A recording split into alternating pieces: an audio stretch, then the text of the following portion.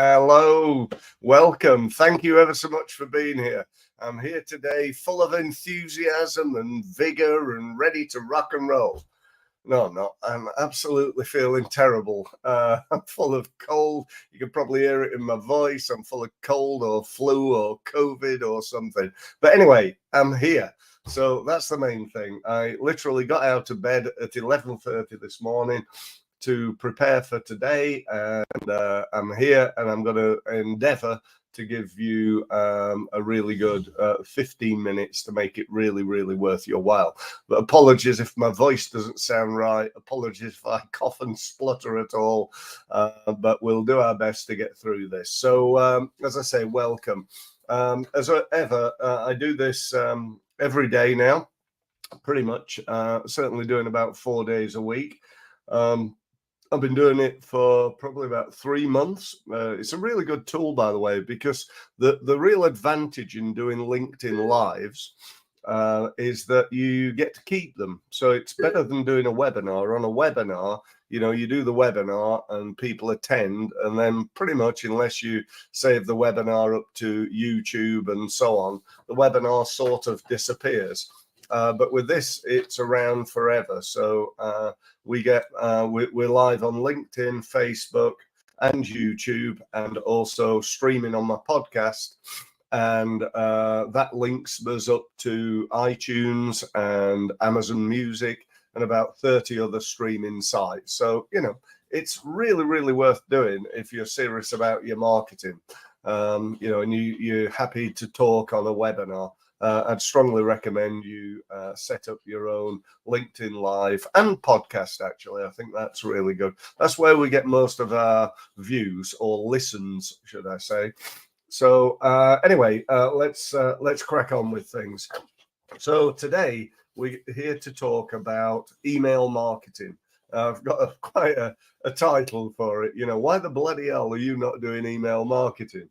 And I picked that because I wanted to be a bit controversial, a bit like, in your face with it. Because, I do think that when I see people, and I see lots of people, I work with lots of people. I've worked with over 1,000 businesses in hundreds of industries. Actually, it's more like 2,000 or 3,000, I'd say, in hundreds of industries for 28 years. And when they start working with me, often they're not doing email marketing, or if they're doing it way below their true potential. And I just don't get it. I really don't. I don't understand. If you're not doing email marketing, why not? Why aren't you doing it? If I gave you a way that's pretty much free, and it enables you to connect with hundreds, thousands, or maybe even tens of thousands of people and make them offers and do that pretty much whenever you want, why wouldn't you do it? I don't get it. I really don't. Anyway, I'm going to talk to you about why I don't get it and what you should be doing as a result of it. So, firstly, you need to be doing it. Secondly, you need to be doing it on a fairly regular basis. If you're doing it by sending out a quarterly newsletter, then in my world, you're not doing it. It's as simple as that. It's just not enough. You've got to do more than that. Quarterly newsletter, ain't going to win you any business, probably. And, I always believe, if you're going to build a relationship, which is what you want to do, that's why you're sending emails out. It might be sometimes to sell stuff, and I definitely do that. I did one this morning trying to sell people into the idea of joining Results Mastery. But sometimes, probably most of the time, I'm not trying to sell people. I'm trying to sell something. And what I mean by that, I'm trying to sell an idea. I'm trying to sell them on the idea of watching a video that I've produced because I know it will help them. And then if I help them before I ever even ask for any money from them, it makes them more likely to want to pay me money somewhere down the road. I send them to my website to read a blog post that I've just written about how to do something that they probably don't know, because I've got a high level of expertise in marketing, and not many people have. So just realised I've got a crumb there on my face. I think, is it a crumb? No, I don't know what it is. Anyway, I just had a sandwich. That's why I mentioned that. Anyway, where was I? Oh yeah. Back to emailing. So we need to do it more frequently. Yeah, we've got to do consistent emailing. Now, what do I mean by that? Well, if you're on my list, excuse me, if you're on my list, then you probably get in, I don't know, somewhere between, if you're a prospect and not yet a customer, you probably get between 1 and 2 emails per week. Now, I'm on other people's lists, people like Grant Cardone, Ted McGrath, who else am I on? Gary Vaynerchuk, and so on, like the world's leading marketing experts. And I would say, certainly Ted McGrath, I get 1 or 2 emails per day from him, and he's got a list of something like 50,000 people. And, he's making a lot of money. That guy is a very, very wealthy guy. And he gets a lot of his wealth, I would imagine, from email marketing. I think he's doing paid advertising to get onto his list, offering something really cheap on his list. Like, for example, he'll say something like, here's a training course on YouTube or email marketing or search engine. It's normally $299, is American, but you can get it today for $9.99. And so he'll sell that for £7.50, which is next to nothing. And then somebody will give you a call and they'll try and upsell you into his $3,000 training. Now, I spoke to them a little while ago, and I said to them, why are you sending out emails trying to sell something for $10?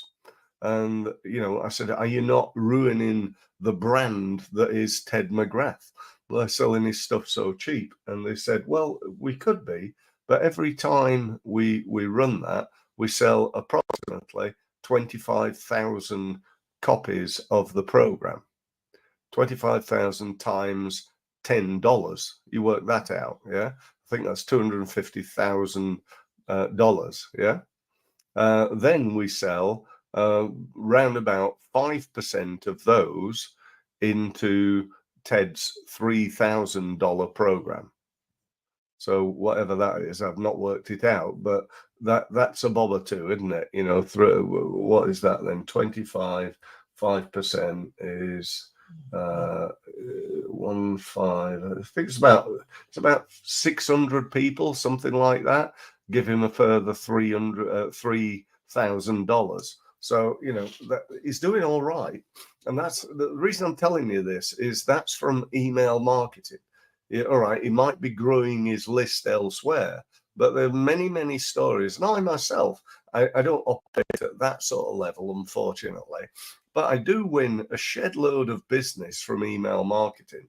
And, and you could too. That's the bottom line. So let's go through. I've got 5 things for you that I think you should be doing, apart from number 1, doing email marketing. That you've got to be doing that. So the first thing you need to think about is growing your database. Now, you may say, well, I've not got a database, Steve. Well, yes, you have. You've got a database of, it's like your first day in business, you've got a database called customers.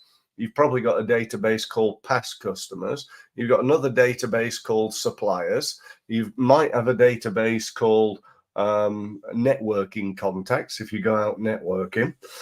You might have a database called prospects. You've certainly got a database called LinkedIn, and so on and so forth. So and that's apart from the opportunity to maybe go and buy a database. You can typically buy a database, although I don't particularly recommend this, but if you want to get from A to B really quickly, you can go and buy 1,000 names for probably about £250, something like that. A couple of things on that. Make sure that your database is doesn't have Gmail and Hotmail and stuff like that in it. right? You don't want that because that's contravenes GDPR, right? So it must be company-based emails. And then the other one to avoid is things like info at, admin at, sales at, all those sorts of emails. You want named people. You want proper company email addresses so that you can then upload them into your email system, which brings me on to my second point, and that is the email system you're going to use. There are many, many different email marketing stroke CRM systems out there. My take on them is this: use one. Simple as that. They're all pretty good. Don't go for the cheapest. You can get some that are free, and most of them will give you a free 30-day trial. But have a look around, see what you like. I use one called Fresh Sales. If you want to use that, great. It's really good. What other ones can I recommend? Infusionsoft, or Keep as it's now called, is really good but really expensive. HubSpot, that's really good, and it's free at a basic level, but they're very good at upselling you into other things. So just be careful about that and what you can spend. I think at the top level you can spend about £800 a month with them for the all singing, all dancing version of their system. But you definitely need a system, and I'm not talking about Outlook here. Right, I'm talking about a proper email system that enables you to do things like see who's opened it, see when they've opened it, and so on, so that you can follow them up, because that's where a lot of the money is. Okay. The next thing you must do with the system that you've got and you need to use on an ongoing basis is the automation of things. You don't want to be there sending out emails all the time, every day, or well, not every day, but every couple of times a week, let's say, when you could automate it. So what do I mean by that? I mean, let's say you've got a new client welcome, right?